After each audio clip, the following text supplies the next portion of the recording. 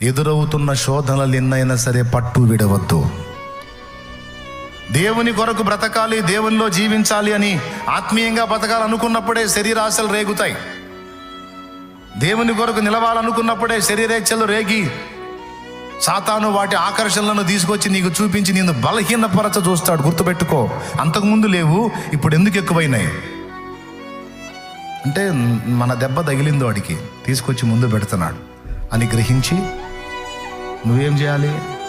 ఆకర్షణల వైపు పరిగెత్తటం కాదు, లేదా నాకేంది ఇలా ఆకర్షణలు వచ్చినాయి అని కృంగిపోయి కూలబట్టం కాదు. ఒకవేళ